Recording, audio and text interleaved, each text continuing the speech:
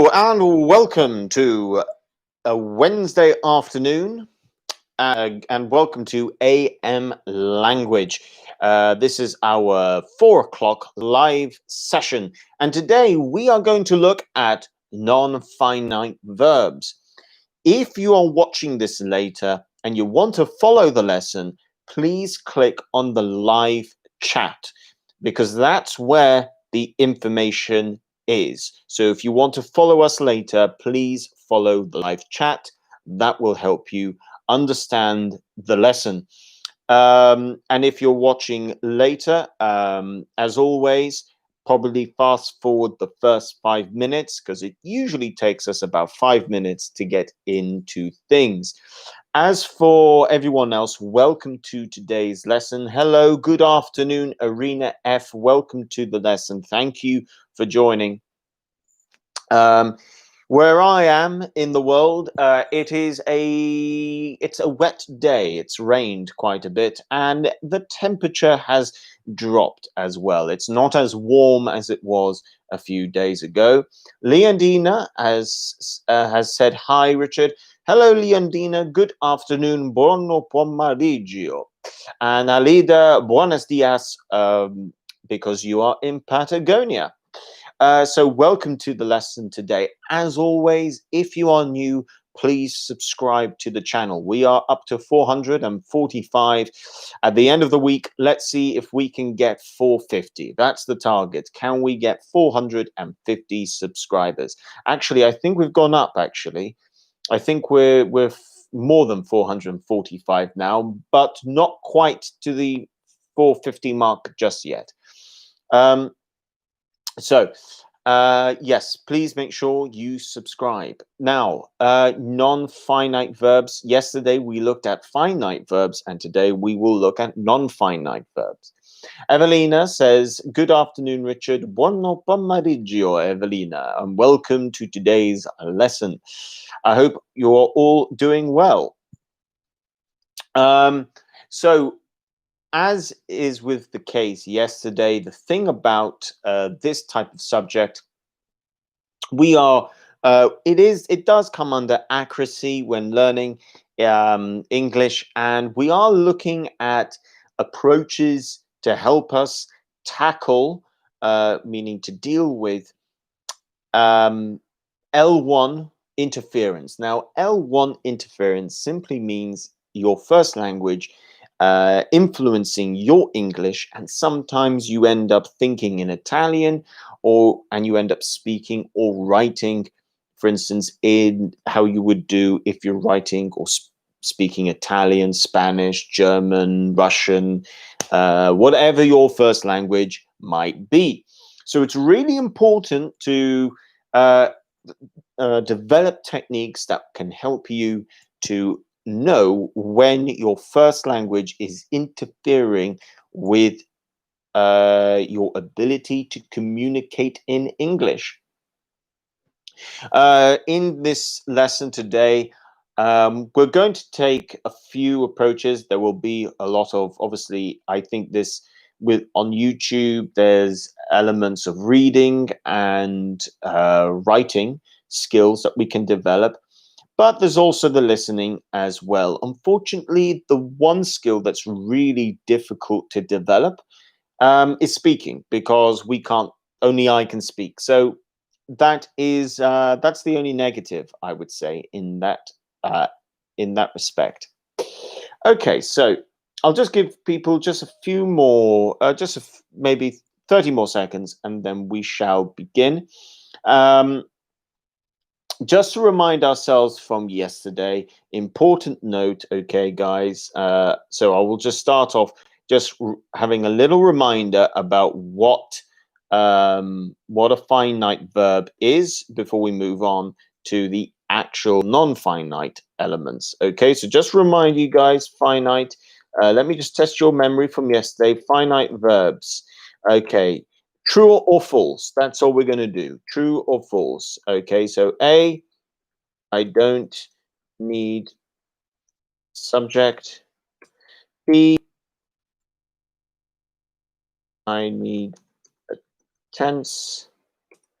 C, True or false? And you've only got these two to look at. I don't think I need to give any more than that. So what do you think? True or false? Okay. Which one's true? Which one's false? Are both of them true? Are both of them false? Leondina says A is false and B is true, and Alida agrees. Yes, exactly. So that is correct. You do need a subject. You do need a subject when you are using a finite verb, and that is why we end up with something like this one. I walked home. I is the subject and walked home. In this case, this is the past simple, so it fits into the past tense. And that's all it is. That is your classic that is your classic finite verb use in a past simple. In this case, an active past simple as well. So, guys, so now that we've just reminded ourselves, I'll just give you a couple more just so we remember. We could have this. Let's see what you guys come out with here. So we saw a deer, for example. I'm going to leave it to you guys. Can you guys give me one finite verb sentence? If you want, you can stick to the past simple if you like, just so I know all of us are on the same page before we move on to non-finite, because that's something a little bit different. And then we'll begin to have a little look at it. And there's lots of, I would say with this type of thing today, we can go on because there's a lot of elements to this potentially, but we'll start off simple and we'll work our way up as well. And we get to look at other different types of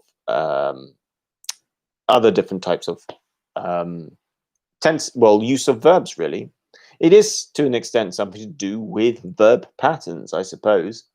Ali does come out with, I went cycling yesterday. Yep, that works. She looks very well. Yes, Leondina, excellent. And that's it. That's all a finite verb is. Like I said yesterday, the good thing about knowing what a finite verb is that when it comes to you producing English, writing, and maybe you have left out your subject because usually in your first language you might not use the subject, such as in Spanish, you might then think to yourself, oh, that's why, because I'm making a past simple, I need my subject, it's a finite verb, there we go. And you can solve the mistake yourself. Now, non-finite. Let's have a little look. Okay. So let's have a very, very clear idea of what we're going to go in for here. I would say between the two, it would be fair to say that I would say non-finite might be a little bit harder than to understand non-finite might be slightly harder than to understand finite. But we'll see anyway. We'll see how you guys get on with this. And I will do my very best to make sure it's as easy to understand as possible. So, some forms of a verb are referred to as non-finite.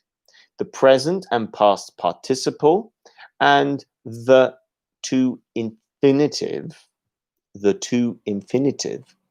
are the most common of these.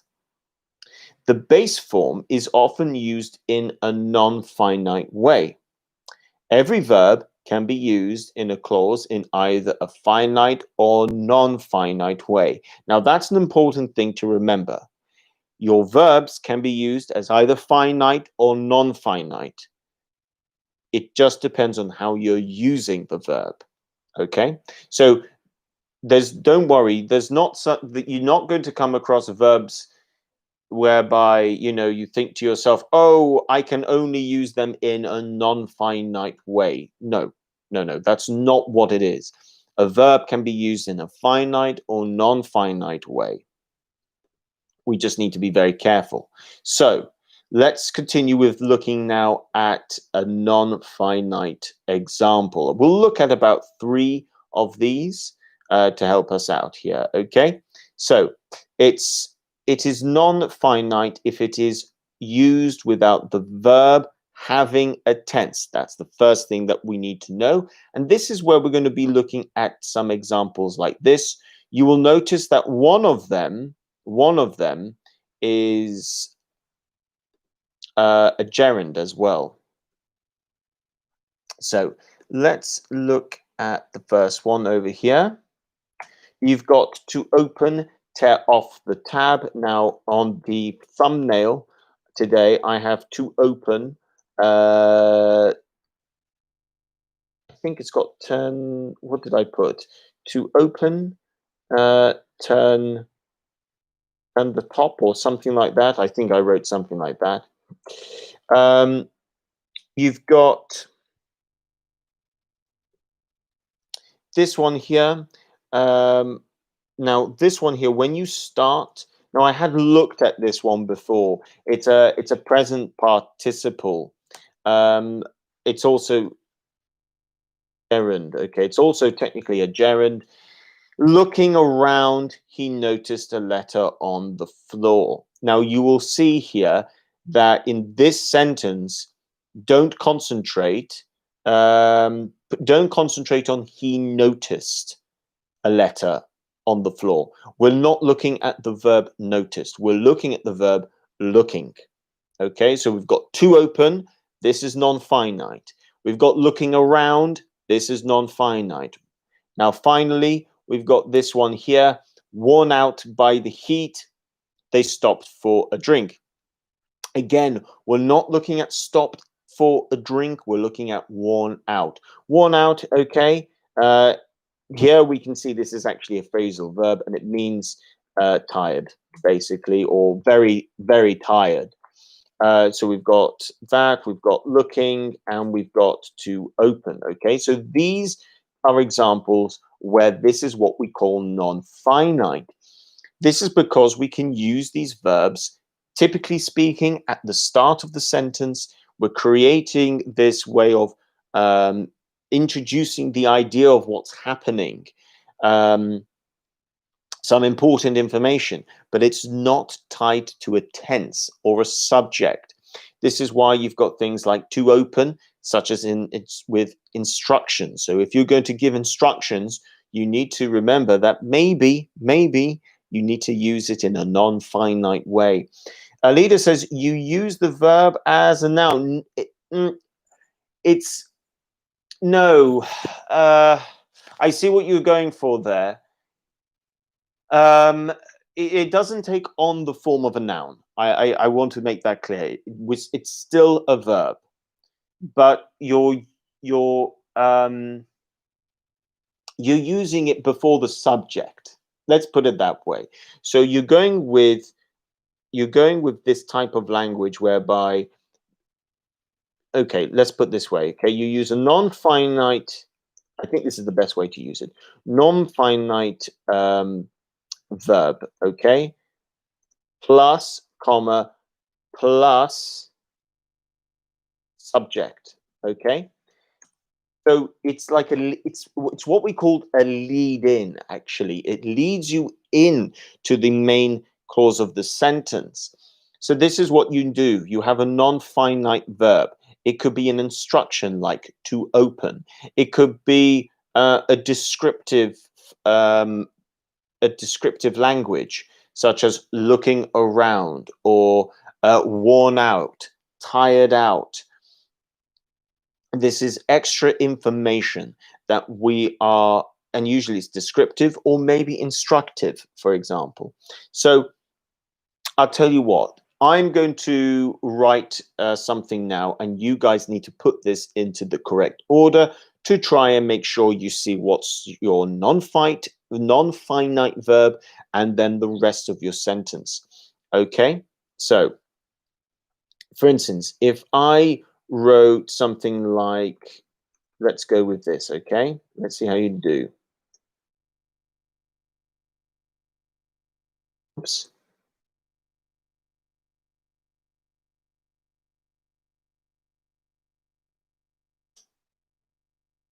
There we go.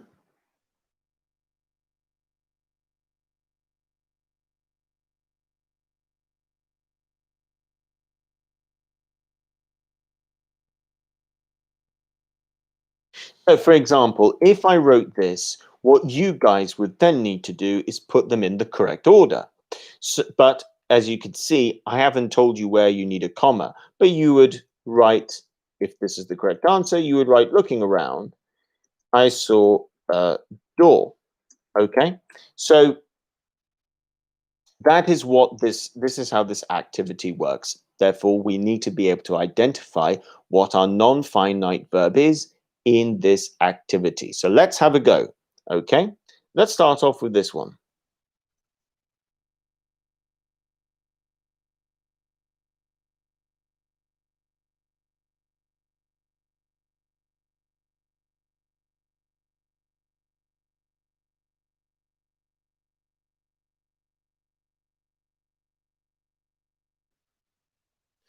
Okay, so look at this next one here, and tell me what you guys think. What do you think the correct answer is for this one? And then we'll move on to, we'll do another. Actually, yeah, I'll do two.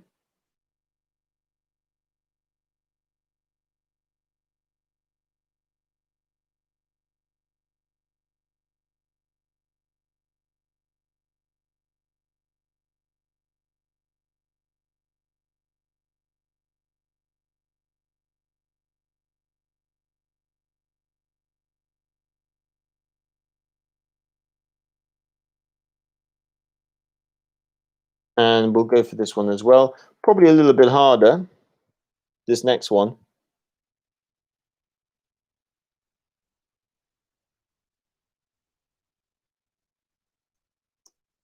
Okay, so Leondina has gone with to start, press the main button. Sandra agrees to start, press the main button. Excellent. Yes, that is the answer to the first one. Now we've got the second one here. Let's see what you're going to try and do for this one.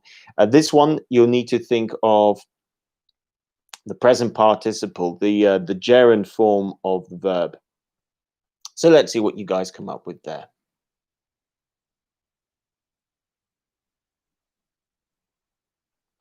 And then we'll move on to another example.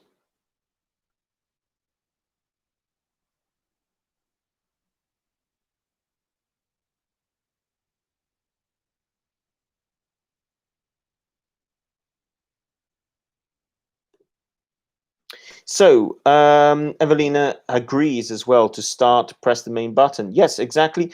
Don't forget the comma though. You'd need the comma after start. Okay, so to start, comma, press the main button. And this is what it is. I mean, this is for, let's say, I mean, that's typical for instruction giving, when giving instructions. And it's useful to know. You would see it in manuals. You would see people. I mean, that's how people probably would explain things to you, and it's useful because it means you go straight to the point. I think that's another thing about the non-finite. The advantage of knowing, or should I say, the advantage of using non-finite verbs when giving instructions is that you go in with the most important thing that the person wants to know how to do, such as to start, press the button, to open, twist. It's shorter language. That's why it can be really useful when giving instructions. Okay. Sandra says for the second one, which is the harder one, speaking thought them we could be agreed with a deal. Okay, let's see if anyone else agrees with you there, Sandra, before I let you know if you are correct or not. The second one is definitely, I think the second one between the two is probably going to be harder just because there are more words, there are more verbs, and there are a couple of prepositions that we need to, well, there's prepositions to think about. There's a modal verb in there as well.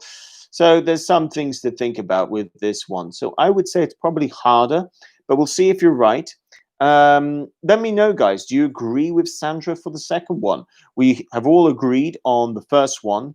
To start, comma, press the main button. Let's see what you guys say now for the second one. And yeah, let's see if you agree with Sandra on this one.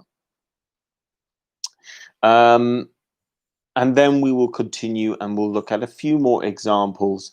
And then we'll go into a little bit of an activity of trying to see if we can guess if the sentence has used a finite or non-finite or maybe both. And that's the important thing there. So we'll see what you guys think. And like I said, and then afterwards, we can then also, if there's time, we'll do a little bit of grammatical translation just to see if we are able to translate back into our own language and then from our own language back into English, because that's an important element as well. It's the translation in our mind, being able to think in English and then being able to think in our own language and then back into English.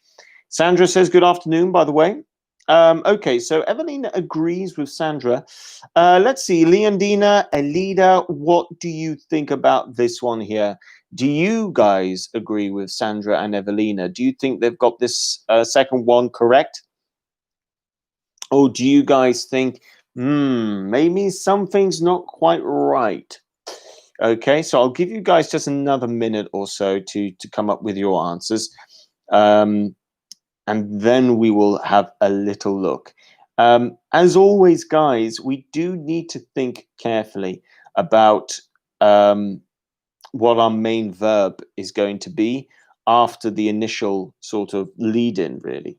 So leader's gone with speaking with them, comma, we thought could be agreed deal. Okay, so the beginning part here is different to Evelina and Sandra. The second part is just is also therefore different. We thought. Okay, I see what we're going for there. So it's the word order that's now going to be quite different compared to the other ones, I think. Although having said that, you all think it does end with deal. Okay, it's just a question of where we put agreed. Leondina has gone with speaking with them. We thought we could be agreed a deal. Okay, we've all got different answers for the second part here. Okay, so let me give you the answer.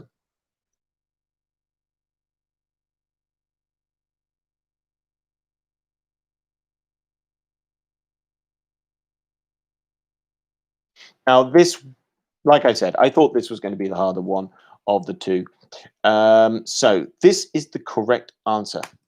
Speaking with them, comma, we thought a deal could be agreed. Yeah, the could be bit. This could the could be bit agreed. And where do you put deal? I think that was probably clearly it's probably the most difficult one there that we need to think about. Now, the way to go about this, I'm going to write another one a little bit similar, but there's a way around this.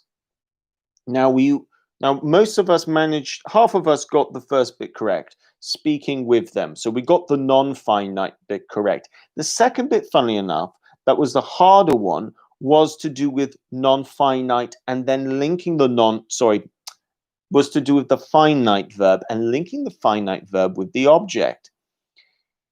Could be agreed, a deal, thought, we thought a deal could be agreed. Here we needed to think about what is the object of our sentence. Okay. And I suppose there's an element of a passive here, which is why it has also caused a little bit of confusion. So let's go again. Let's go with something slightly different.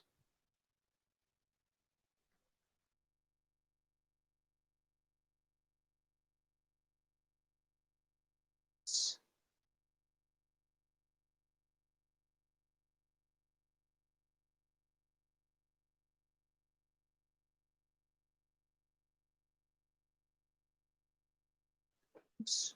What did I write?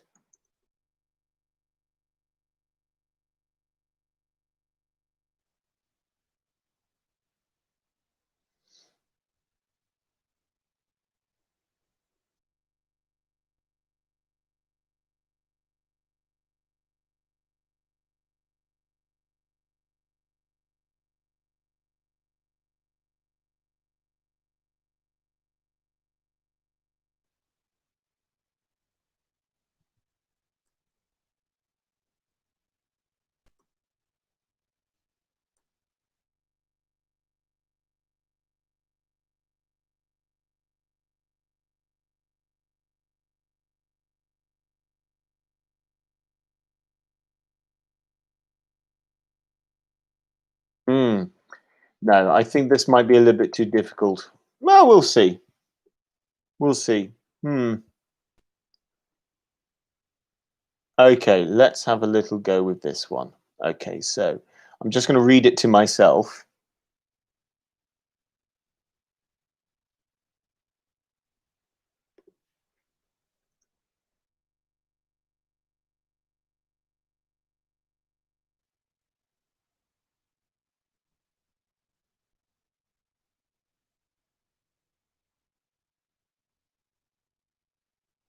Okay, here we go.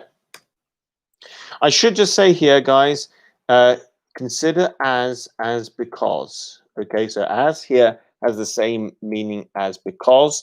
Now I'm telling you that because I don't expect everybody to know that, and it could cause extra confusion. I'd like you to break this up. Okay, first of all, think of the first part, your non-finite. Okay, so really think about that, non-finite. Then plus, don't forget the comma, plus. Then you need to think of your subject, verb, object, plus, and in this case, I'm going to give you a really big clue, why. Okay, so that's what you need to do in order to try and create this sentence. This is quite a difficult one. I'm not making it easy for you guys today, but here is your structure. Follow this structure: non-finite plus the comma plus your subject, verb, object plus why. Now don't forget, why is going to be the because. So then you need to think about what action happened first, or should I say the reason for an action happening. So that's going to give you a little bit more of a clue. Just to help you out a little bit more, you've got the word slept and you've got the word tired.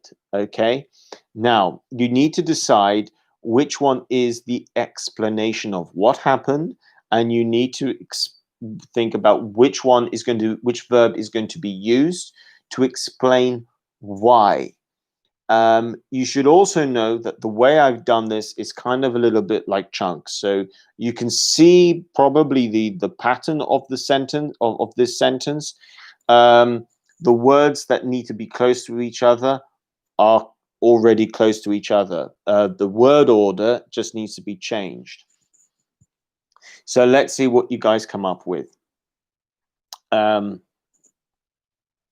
then we'll move on to the next activity. We might not have enough time to do everything today, but nonetheless, I think what I'm going to guess from this is I think the non-finite element might already be very clear to you in terms of what it isn't, or in terms of what it is and how it works.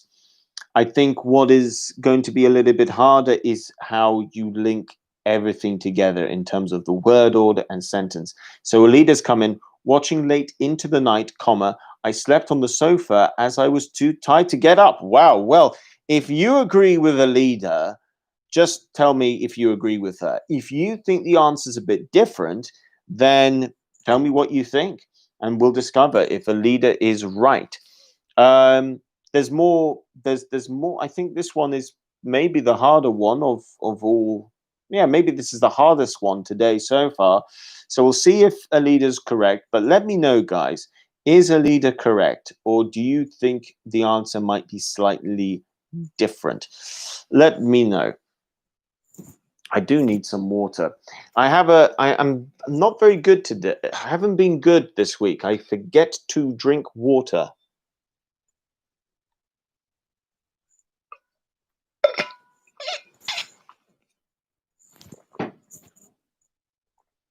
So all of you are agreeing with the leader. Well, you all correct. Yes, that is the answer. That is the correct answer. So well done to all of you. Like the video because you all got the hardest one correct. So well done there. Excellent. Good stuff.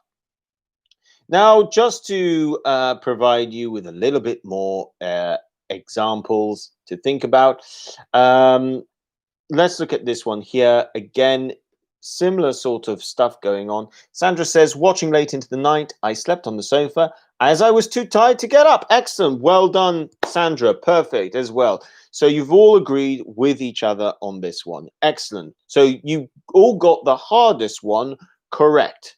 Perfect.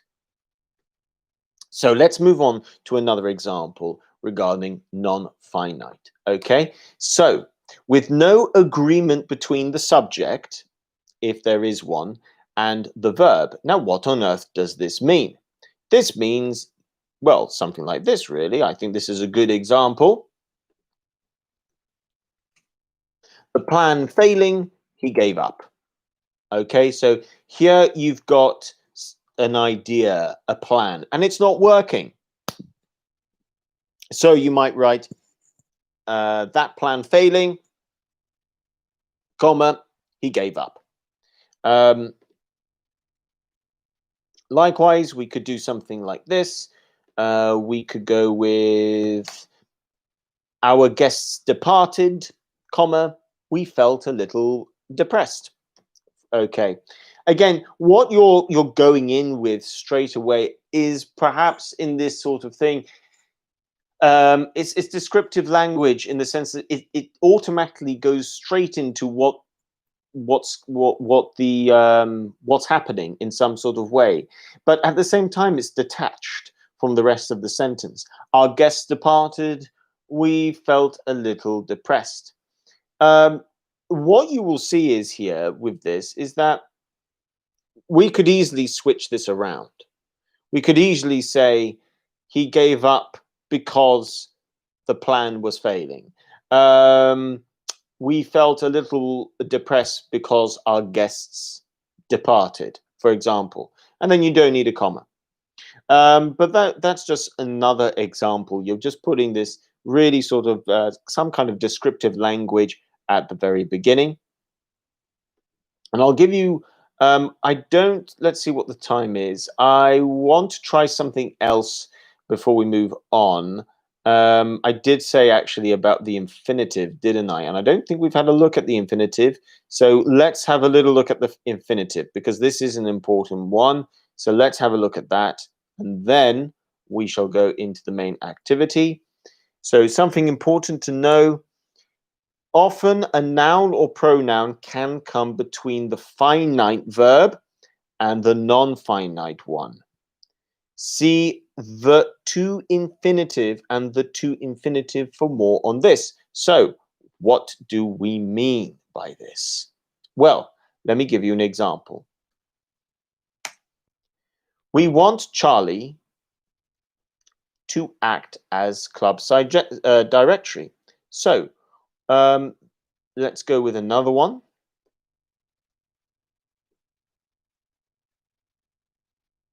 And we'll go with this one. She wanted him to wash his hands in the bathroom. So in this case, we've got two finite words. We've got want and we've got wanted. Okay, one present, one past. And we've got non-finite. And the non-finite verbs in this case are going to be to wash and actually it should be, I'll do it the other way, to act and to wash. Okay. This is non-finite. You've used the finite to begin with because you've got your subject, you've got your verb in the correct tense, and then you've got the infinitive. The infinitive is going to be considered as a non-finite verb. Why? Because you could use it in the present, you could use it in the past. The infinitive form is not attached to a specific tense because you can use it in different tenses. And this is why it is non-finite. So let's look at this example here and we'll see what you guys end up going with here. Okay, so I'm going to put, you're going to tell me which one is the finite verb and you're going to tell me which one is the non-finite verb.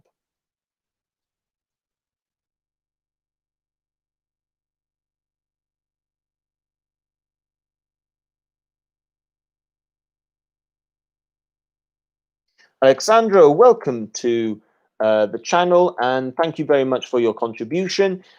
Welcome, and if you are new, as I think you are, please subscribe as well. And thank you for joining us in today's lesson. So, guys, he asked her to leave the key. Sorry. Let me write that again because that's a mistake. So he asked her to leave the keys in the car. That makes far more sense. Okay, guys, quite simply, just tell me which verb here is finite and which verb is non-finite. Okay, and then we'll move on to the final bit where we're going to have a little bit of a game to see if we know see if we can tell if something is finite or non-finite or a little bit of both as well. Okay. So a leader says that asked is finite and to leave is non-finite. Okay. Sandra agrees, and that is the correct answer. Perfect. Excellent. Okay, so we are now going to do a little exercise. Okay. We're going to do a little exercise. And we are going to see if we can get all of these correct. So please wait for me to input all of the sentences before you respond. Okay.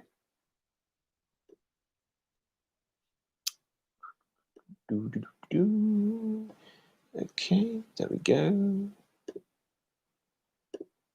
So that's A. This is B.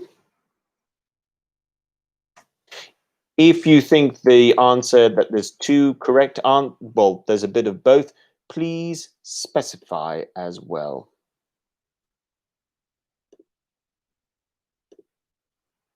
So this is C.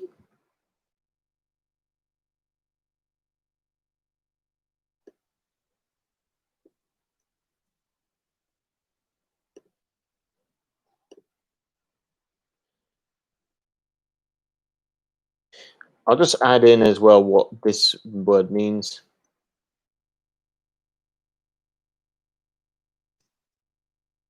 Okay, is a good one. To is human.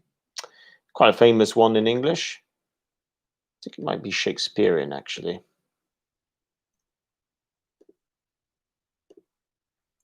So we're now on E.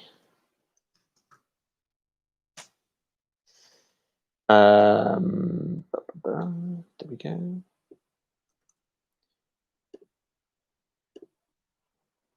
F.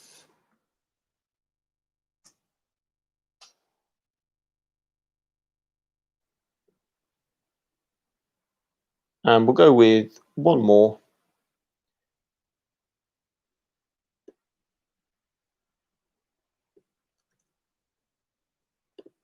And we're going to go with G. So we've got in total, there we go. So we've got A, B, C, D, E, F, and G. So we've got 7 here. Let's see how you guys do. Now, if you want to say A, you could go with, for instance, you might go A is finite.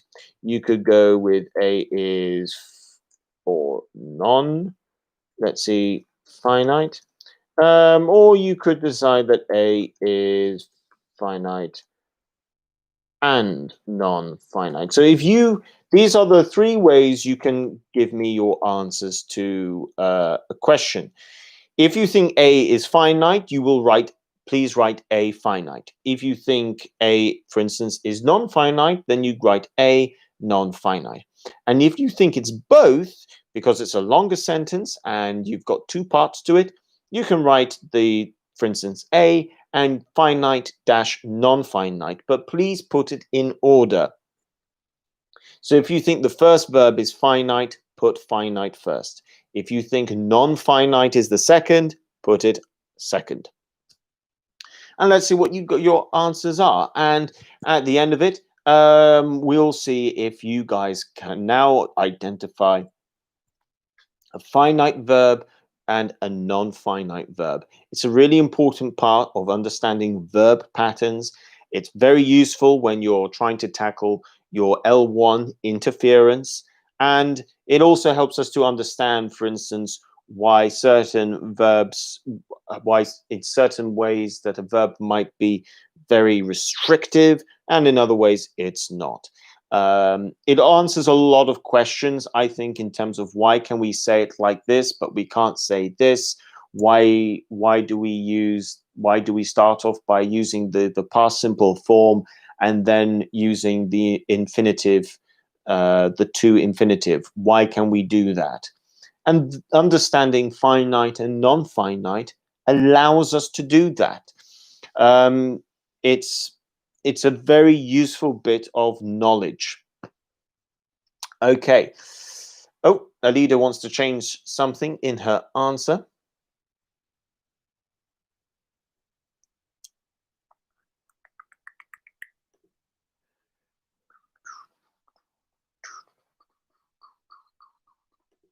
Okay. So, but yeah, I mean, look, this is the sort of language that can be really helpful. Unfortunately, you don't always find it in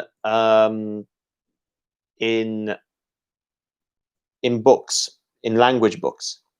This is the sort of thing, if I'm being totally honest, this type of information, I would say most of the time you aren't necessarily going to find it in a book that you might pick up to try and learn English.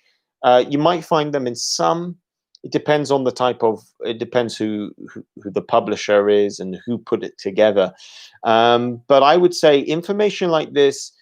This is the sort of information you might expect to get from either a language book that is very heavily sort of grammar orientated, focused, or this is something that you're going to have to get from a teacher rather than just looking at a book. So Leondine has put A is finite, the first one is finite, and the second one is non-finite. She said B, same thing. C is just finite. D, you have non-finite, and then finite.